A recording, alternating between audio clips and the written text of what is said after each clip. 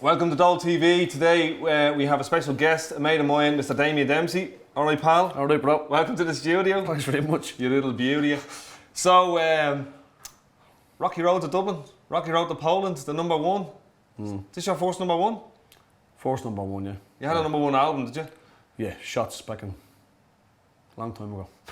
So you're famous now in your own country. Well, I'm getting stopped on the street a bit more, but it's usually positive now, where it used to get slagged years ago. So who'd slag you? The bleeding size of you? People don't care if they're 100 yards away. Yeah. What would he be slagging you about? Yeah, I just call you a shite and all this, you know. What are Yeah. you singing like? What are you singing in that accent for, you know? They'd be slagging your accent. Yeah, why don't you Working class people be slagging your accents, you know. Right. Why don't you sing in an American accent? Yeah, they just just felt I don't know, didn't have much confidence in their own accent. Yeah. I remember someone saying, "You're very common." Yeah, you're very common. And I said, "So are you?" He says, "Yeah, but he wouldn't sing like that." Where do you think that comes from? That's nuts. Because I that's one of the reasons we made Dole TV is to try and get accents like mine on the telly, yeah? Yeah.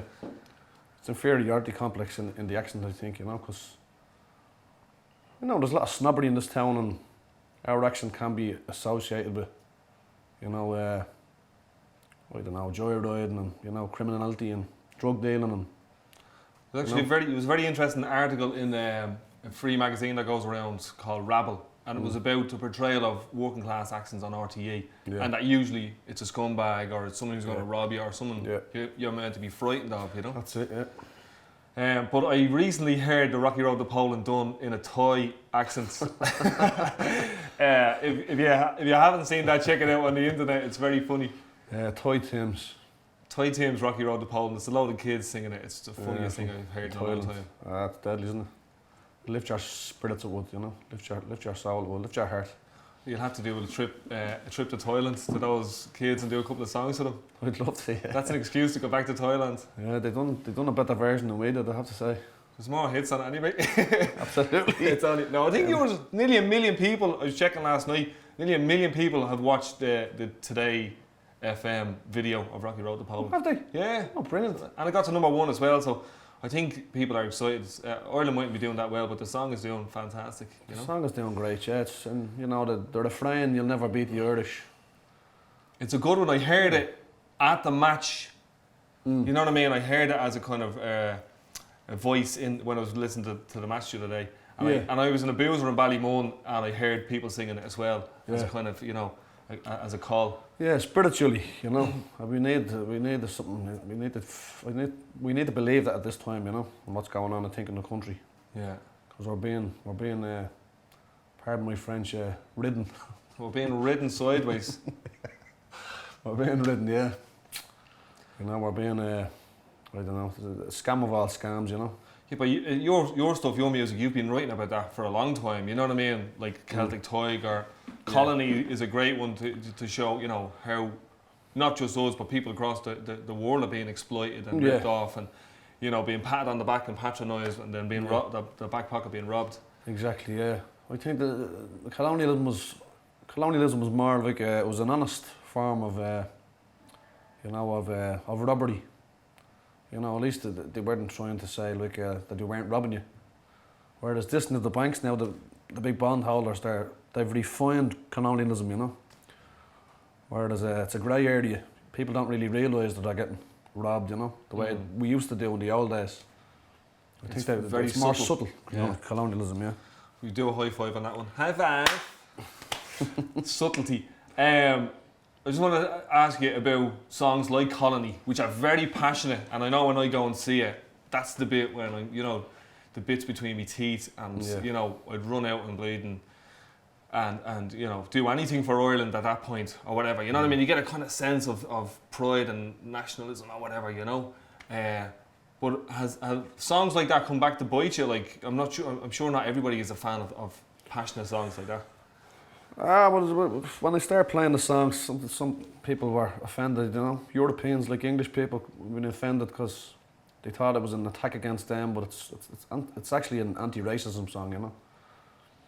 And I always explain before I sing the song in England. I've sang it in Wembley Arena, I've sang it in Trafalgar Square. I always explain that it's you know, colonialism was perpetrated by ruling classes, you know, and the ordinary people were used and abused. The ordinary people of England were used and abused, just like we were, you know. They're cannon foddered and, you know, they were robbed and ripped off, and they were slaves, just like we were. So it's the song is about the ruling classes of Europe, you know. But in some ways, you've helped, you know, tell that story in a way that people can remember and refer back to. You know what I mean? Yeah. Which I think is one of the, for me, is one of the powerful things about, like, the Hell of Barbados for me is a great example of that. You know what I mean? Yeah. Like when I go out swimming with a couple of lads from Ballymun, I blast that and they totally get it, they get into it and they understand it. They're asking questions about the history and all. Yeah. Yeah. The history that was never told to us. Yeah. That was hidden away, that we, you know, we got the kind of European war, the Hitler history and all that type of stuff. But Yeah. this other stuff I think is important. So is that important to you? That's important to see how exploited we were, yeah. And for people to realise that it's being done again, you know. And I think we have a lot of natural resources in this country, and I think that's what these big bondholders are gunning for. That's what they want, you know. You do. You recently done a no vote video. Yeah. And you mentioned the bondholders in that, and I filmed it for you. And the stuff we didn't put out was stuff that you know, you were talking about politicians and how they don't live in the real world. That their kids, you know, go to fancy schools. They have all the healthcare in the world and so on. We didn't put that stuff out because you know some politicians might have felt target or whatever. Yeah. But it is important, I think, for the working class or the everyday man in this country to realise how much we're being ripped off and bent over the barrel, like, you know. Yeah, I think that they're so far removed, you know. If you look at the Minister for Health, you know, if you look at the house he lives in, it's like it's like a 18th century, you know, aristocratic house. It's massive, you know. They're very far removed from ordinary people, and I think that their salaries and their, you know, all the healthcare they have, I don't know, why would they care? They're set up for life, you know, and all their children and their children's children are set up for life. But what prompted you to do that? Because you didn't have to do it, and I haven't seen many other people doing it, and I know from knowing you that it wasn't about raising your profile, you know? Yeah. I watched a documentary called Money Masters, you know, how the international bankers gain control of America. It's a long, it's hours and hours long, you know, but it goes through all the history of these modern day bondholders, you know, and big bankers, and shows how they've caused wars and, you know, kept people impoverished, and they're just doing it again. So I think if all the people out there would look at this movie, you know, this documentary. I seen a great one of a 12-year-old Canadian girl. Yeah, it's brilliant. See that one? She's just standing up in front of, you know, a group of people, a conference or whatever, and she lays down the facts and figures about how Canada and the banks are robbing the people in Canada and so on. And she does it so eloquently, but our facts are there, they're stand up, you know what I mean? And I think I was more impressed by her in that little 5-minute video than I've been by any politician in the last 5 or 6 years in this country. You know? Exactly, she cares, you know, it's the truth she's talking. And this, I think you have to put it simply, because I didn't understand it until someone put it simply to me, what's going on. Yeah. Because they try to make it very complicated, so people go. Well, that's one of their things, it's very complicated and so on. But someone like her, I can relate to, and she would be, that's a video that I'd pass around and go, this girl is a hero, you know what I mean? Yeah. And I think your video as well got passed around and says, look, we know where this guy is coming from, he's not trying to pull the wool over our eyes, have a listen. But we didn't get the no vote, but I think, you know, we still got the opportunity, democracy still came into play there. Yeah, it was 60-40, so there's 40% out there who are thinking, you know, they're thinking outside the box. They're not towing the line about the politicians are telling us to think, you know. Yeah. In modern Ireland or in the modern world, is there any heroes left? Do you have any heroes? Or even guys that you look back on? In modern Ireland, there'd be like the Shay Cullen and all that, you know. Out there in the Philippines, we support him. Through Prida, yeah. Saving kids out there, you know, taking them, breaking up paedophile rings, and, you know, taking kids out of adult prisons and educating them, and, you know, showing them some love and teaching them music and drama. And you went out there. I've seen it on TV doing a few interviews. Yeah. You went out there. And what was that like?